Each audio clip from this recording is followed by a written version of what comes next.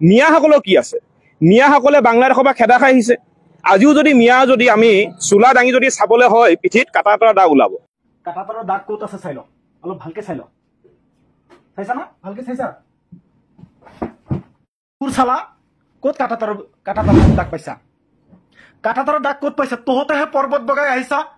কেলা এতিয়াও তহঁত চাইনাৰ সন্তান হয়, চাইনিজৰ নিচিনা দেখা যায়, মুখবিলাক চাইনিজৰ নিচিনা লাগে, আৰু তহঁতে আমাক কোৱা যে কাটা তৰাৰ দাগ আছে গাত। কাটা তৰাৰ দাগ পাইছা?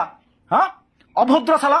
এই তহঁতৰ কাৰণে এই বৃহত্তৰ অসমখন বাৰে বাৰে ভাগ হৈছে। নাগালেণ্ড মিজোৰাম ভাগ হোৱা নাছিলে?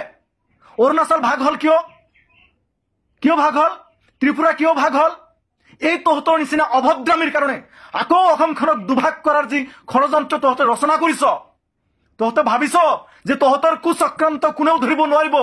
হা এই বিজেপিৰ মন্ত্ৰ মায়াত তহঁতে যি ধৰণৰ ভণ্ডামি কৰি আছ, অসমখনক দুভাগ কৰিবলৈ যি ধৰণে তহঁতে লাগি পৰিছ, অসমখনক তহঁতে দুভাগ কৰিব নোৱাৰ। উজনি আৰু নামনি দুভাগ কৰি দিছে অসমক।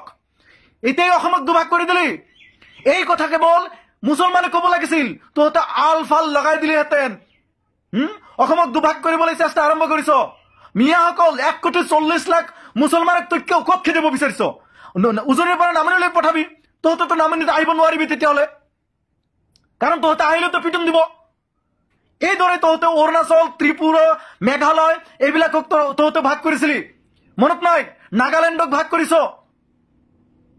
এইবিলাকৰ কাৰণে আকৌ বিটিআৰক ভাগ কৰি দিলি। কেইদিনমান পিছতে এই বিটিআৰে পৃথক ৰাজ্য দাবী কৰিব, কাৰণ তহঁতৰ নিচিনা অভদ্ৰবোৰৰ লগত নাথাকে বিটিআৰবাসী। বিটিআৰতো হিমন্তই আকৌ উচ্ছেদ চলাই সেই বিটিআৰ উত্তপ্ত কৰিব বিচাৰিছে। ইতিমধ্যে নিৰ্বাচনী সভাত ঘোষণা কৰিছে যে বিটিআৰতো উচ্ছেদ হ'ব, বিটিআৰ নাথাকে অসমৰ লগত। ঠিক এনেকুৱা কৰি মেঘালয়ক স্বায়ত্ব শাসন দিয়া হৈছিল, ত্ৰিপুৰাক স্বায়ত্ব শাসন দিয়া হৈছিল, অৰুণাচলক দিয়া হৈছিল, নাগালেণ্ডক দিয়া হৈছিল। তাৰ পিছত তেওঁলোকে পৃথক হৈ গ'ল। তেওঁলোকে পৃথক হ'বলৈ বাধ্য হ'ল তহঁতৰ নিচিনা অভদ্ৰৰ কাৰণে। ভাৰতীয় মুছলমানক তহঁতে ভাৰতীয় নাগৰিকক বিভিন্ন ধৰণৰ হাৰাশাস্তি কৰিবি। উজনিত যাব নোৱাৰিব, নামনিত আহিব নোৱাৰিব।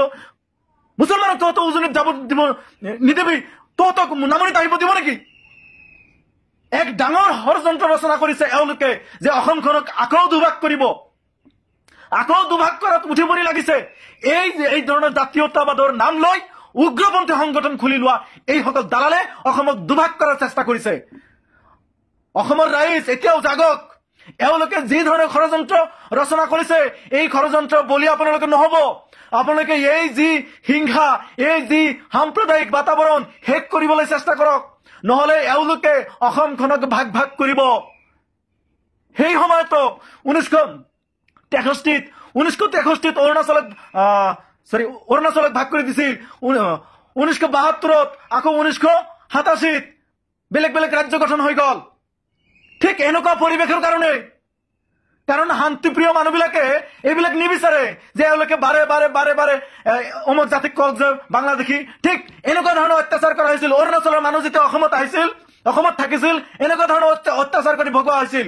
ঠিক ত্ৰিপুৰাৰ যেতিয়া বাংলাভাষী মানুহবিলাক গোটেই অসম জুৰি তেওঁলোকেও থাকিব বিচাৰিছিল, মানে ঠায়ে তেওঁলোকে কাম কৰিব আহিছিল, তেওঁলোকক অত্যাচাৰ কৰা হৈছিল। মেঘালয়ৰ মানুহকে গাৰো, খাচী এইবিলাকক অত্যাচাৰ কৰা হৈছিল এনেকুৱা ধৰণে। গতিকে তেওঁলোকে মেঘালয়লৈ গুচি গ'ল আৰু মেঘালয়খন নিজৰ কৰি ল'লে, ভাগ কৰি ল'লে অসমৰ পৰা।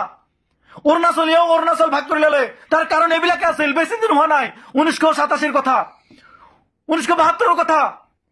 ঠিক আজি 40-50 বছৰমান পিছত আকৌ অসমক ভাগ কৰাৰ যি ষড়যন্ত্ৰ ৰচনা কৰিছে, এইসকলে জোতা পিটা কৰি আপোনালোকে সমাজৰ পৰা বাহিৰ কৰি দিব লাগিব, নহ'লে অসমখনক ভাগ কৰিব এওঁলোকে।